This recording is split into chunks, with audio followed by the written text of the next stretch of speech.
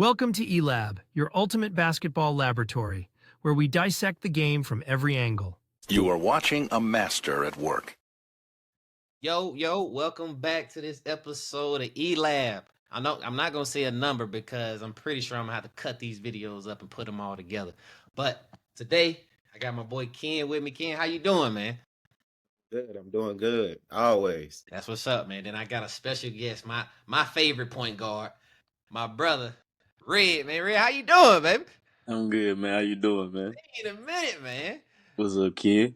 Shit, man. Shit. Doing So good, look. doing good. So, all right, I wanted to do things a little different today. So first, main topic today. Main topic is I know y'all been seeing it float around. Derrick Rose retired. And the conversation is Derrick Rose a Hall of Famer? Right? That's gonna be the main topic today. Before we get started, man, I want to do an icebreaker, man, because we gotta try to get my guys loose, man. They be real tense, man. These dudes be a lot more animated when I talk to them off the pod, man. So first, have y'all been keeping up with that P. Diddy stuff? Man. Come on. Yes. Look, Yeah. let me tell you why I bring it up. So I got this dude that I know, right? He is so like adamant about LeBron James going to these freak-offs. He was like, LeBron James is the one that was like, ain't no party like a Diddy party, right? And LeBron James, and I'm like, bruh, I don't care that LeBron James went to the freak-offs. I've been to a couple freak-offs, right? Right? LeBron James is in that. But depending on what was happening, that's something else, right? What he was doing is something else. But I don't care that him and his wife wanted to partake in whatever was happening. He's trying to use LeBron James going and being involved in these freak-offs as a reason for him not being the number one basketball player. As a reason to like knock his ranking down. Nah, that's like saying because of what R. Kelly did, he ain't the greatest R&B singer of all time. And they do that though. And they do that. They try, and I'm like, well, I ain't gonna lie though. You go back and listen to some of R. Kelly's songs. Some of them songs kind of crazy. It's bad. It's bad, but he wrote some of the greatest songs of all time. Crazy now. It's bad. But yeah, that's why I want to talk about that, because I was like, dude, because he comes to me and he's always like, hey, LeBron James was there, and I'm like, yeah, but so was everybody there, But anyway, all right, but yeah, anyway, so moving past that, man, I saw a good topic. Wait, before we get to that topic, my boy Ken brought up. So what you got to say about Hezi, man? Go ahead, get it off. Hezi God. As a hooper? No. So Ken don't like Hezi God. Well, let me not say he don't like him. I don't either. I don't like his game. It's just right. Can't play no defense. Right. Snatch back. He Can't ain't guard nobody. What you think about Hezi, Rick? He ain't told no lies. And if you see him in like the 5-on-5s, he don't play a lick of defense. He not passing the ball. He just looking for the highlight. Yeah. And he really predictable. Like he said, it's real predictable if you know how to guard and watch the game. But one of my partner Brian Baptiste, man, he brought up how, like all of us hoop, all three of us, we hoop, right? We watch these guys hoop, we watch all their tapes and stuff, and they go into these cities and they go play, and it's like, you got a game plan that has how you want to guard them. You know what I mean? Like Ken, I'm pretty sure you got a way you want to guard Hezi. In your mind right now, if Hezi was to come out here, you got a game plan for how you gonna check him. You know what I'm saying? I would send him to the left and poke. As soon as he try to do that snatch, come here. We go the other way. My point in saying that is that they at a disadvantage because we got tape. We all watched them. You know what I mean? Like even with J. Lou, I'm like, let J. Lou forget all that crossing. Go ahead and shoot the shot, man. Let me see you do your thing. You gotta play him like Rondo in the playoffs. Go ahead, do your thing. Because he wants you to guard him. He want to get into that, that tween cross behind the back. He want to get into that Hezi. He love that little right hand Hezi dribble drop, whatever. But they at a disadvantage for that. Now I'm assuming though, Ken, you talking about Hezi versus Nesco. Yes. You talking about that? Red, did you see that Hezi versus Nesco? I seen it. How y'all feel about that, man?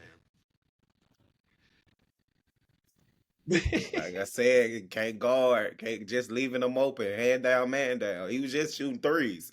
hate that he kept shooting that same that he kept, let me bop, bop, bop, bop, and then shot. He did that shit he did it like 8 times.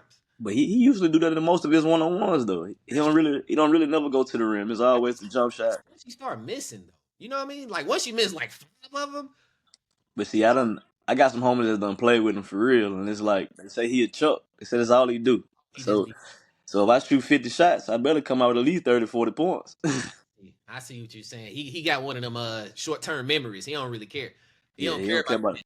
A miss don't mean nothing to him. He's just trying to get okay. Yeah. Okay. But Nesco on the other hand, I think so wait, so we had Nesco versus Hezi, Skoob versus Nas. Did y'all see that one? Yeah. Skoob could have won. He could have won. He could have won. But like me and you talked about off air, I feel like with Skoob, he let the emotion of the game get to him instead of playing his game. Because Nas can stop him from going right. He could get right every time he wanted to. He started settling too. Every time he swung under his arm, he was at the rim. For some reason, he kept going left. Because Nas looking when you try to switch through to try to hit you with somebody. But with Skoob, he got enough body to get on past him. And he's quick enough. Yeah, and he's quick enough. And he was quick enough to get by. So I really think Skoob could have beat him. I think he didn't make the adjustments. I think he started getting to it because he was like grabbing Nas. I guess to be honest, most of the guys just do that to him. And then Nesco, I watched Nesco the championship game, Nesco and Nas, and I think Nas is just the best dude out there, man. Yeah, he my favorite. Best dude out there. Yeah, he my favorite. You can't really do nothing with the size, and he can shoot it. He can really shoot the ball. Yeah, he's quick. He can really shoot. He damn really got like What'd you say, Ken? Like he damn near like a running back, bro. Like he big as hell. Yeah. I would just.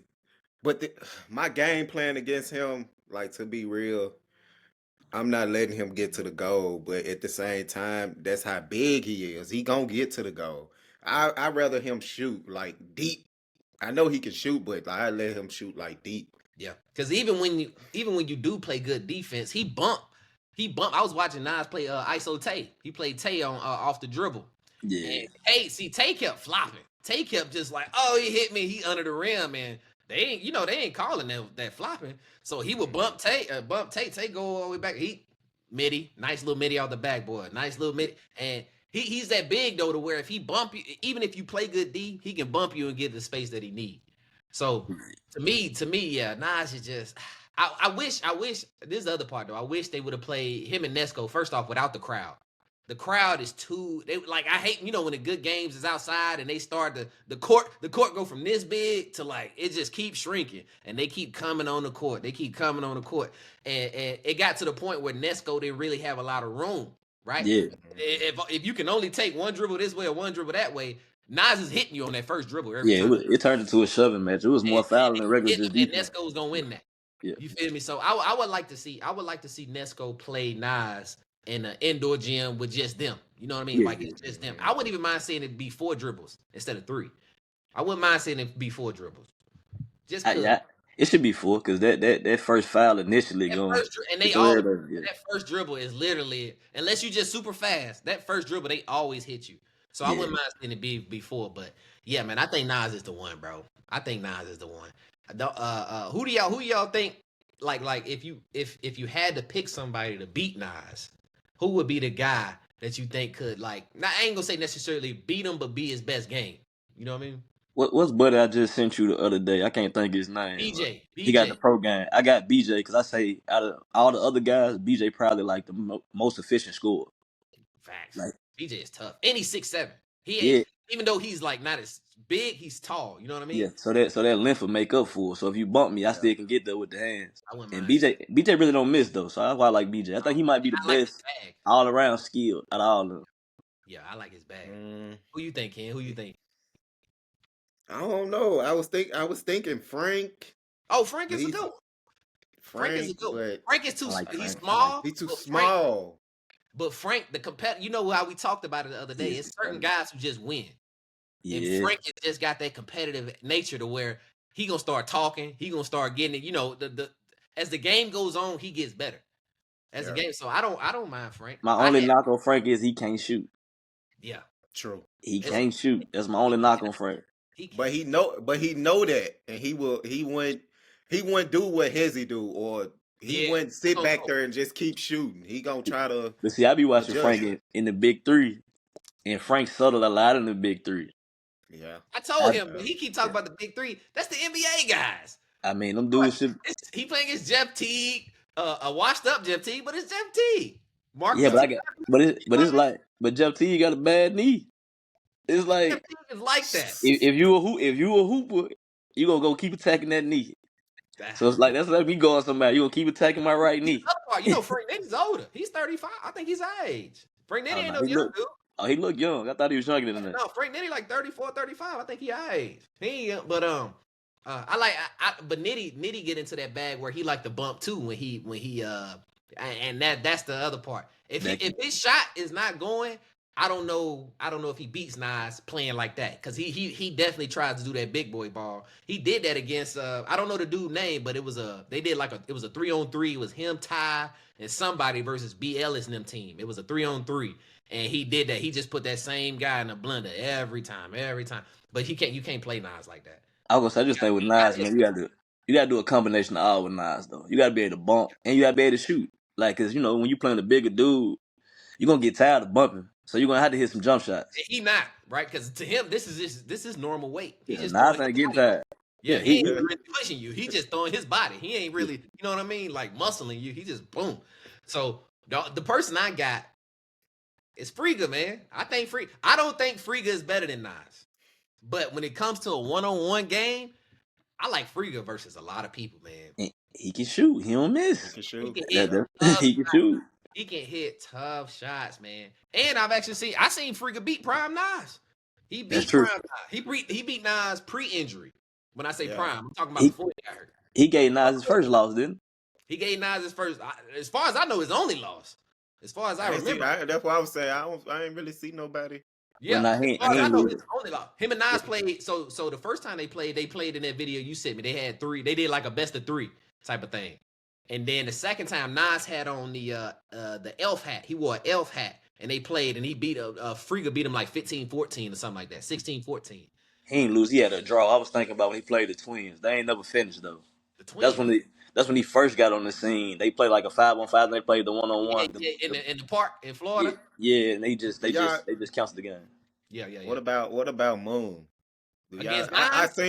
I think I saw Moon play against Nas, but I don't remember. He did. I think Nas beat him though. Moon just. I think you're right. I think they did play. I heard you talk about Moon. Yeah, but I heard him talk about Moon on the other episodes. I like Moon. I really like Moon. Right. I just think Moon one of them dudes that fall in love with that jumper even when he ain't making it. I don't like his crossover too high.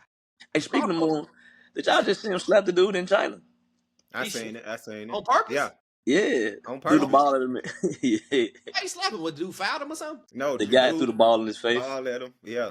Oh, he deserved it. Yeah, he deserved it. Speaking out of China is kind of crazy. That's crazy. Crazy. But I like Moon from a just a straight up street baller. Like as they get more people, like they start to bump down. Like Kale get bumped down. I thought Kale was one of their best guys. Rob, remember light skinned Rob? I like Rob. I think he getting bumped down too. Like I thought. What about him and they'll be. I used to think it was a good game. Now when I see Rob, I don't think. They played them 2-on-2. It was Rob and I can't remember who his guy was, but it was Rob and somebody and Nitty and Nas. And Rob can go left, can he? He can go left. He can go left. Rob tough. Rob, well, he was tough, but I've watched him. I ain't never seen him go left. That's crazy. I'm tripping. He should be able to beat. He should be able to beat Nas. I don't know if he can no more. He used to be up there at the top. He used to be at the top to me, but lately he kind of just. They look normal. He went to China. So was it because he was new, he looked unrealistic, but now that you got footage on him, he easy to beat? Yeah. Okay. Yeah, that's what it is. Now that you got the footage, now that everybody done seen him play, his game is kind of, I ain't gonna say he's one-dimensional, but you got a game plan against him now. Yeah. You got a game plan, because when he first came on, you got to remember, he played Kale, and Kale was the guy. And he first came on, and he torched Kale. Kill always been overhyped to me, and I ain't saying Kill ain't cold. He cold. He just overhyped to me. I love the one-on-ones. I love the one-on-ones when they be like in the trenches and it's like call your own foul, and they hitting each other in the mouth. And Kel and Cam, and Skoob. Skoob was another one too that came from that. Hey man, he hit me in my mouth. I don't care. It's a bucket. And Kel was of that, but then you start playing guys that just got talent, right? I ain't gotta foul you. Come out here and guard me, like, and he got bumped down. Like Kel be there, and he don't even play no more. Same thing with Fonby. Fonby the same way, built like that. Oh, I haven't heard him in a long time. That's what I'm saying. Like they just the more people they get, these guys start to just think. Them two dudes just the dudes that you pick up if you need an extra two. Yeah, you just pick them up. That's Fonby accurate. was like that. Fonby was cooking Hezi. He was cooking, shooting 1 foot jumpers and stuff, and all of that. That ain't hard to do with Hezi though. Hezi don't play a lick of defense. Yeah, I don't like that y'all don't like Hezi, man. Bro, I thought Hezi was. I'm telling you, go watch the 5-on-5 with Devin in the lab now. Okay. And then I told you Trey and Trey Sutters and Rand, they both played against Hezi, so it's like they. See, but little Rand, he can't guard Rand. But I'm saying, if I see you doing this on the world scale, you should be able to at least compete. And now they say you do is Chuck. He was trash. Yeah, they just say all he do is Chuck. It's like I get the rebound. I ain't looking to make the right basketball play. None of that. I just want to get mine out. I like to play basketball, so I'd be mad playing with somebody like him. Okay. I was gonna say something. I know it's gonna make y'all mad. At one point, I thought Hezi God was hot sauce of this generation, man. I asked the question, and everybody you know how people be on my Facebook, they get mad at me on Facebook. They was like, Hezi, no, heck no. I thought Hezi, bro. Hezi was cold. Handle the J. Lou got a better handle than Hezi. Way better. You think J. Lou's is better? J. Lou got one of the deepest bags ever when it comes to his handles. If J. Lou can do what he do with his right hand, with his left hand, he ain't told no lies. Oh man, I swear to God, J. Lou bad crazy. Like my first time seeing him, like that full court that he had it. Man, if he can do that with his left, he talking about the queen of legs behind the back, full speed, boy. The way y'all feel about Hezi is how I feel about J. Lou. The way y'all feel about Hezi is how I feel about J. Lou. Okay, I see that. You know what I mean? That's it. So they A and B then. They just alike, really. They both one trick ponies.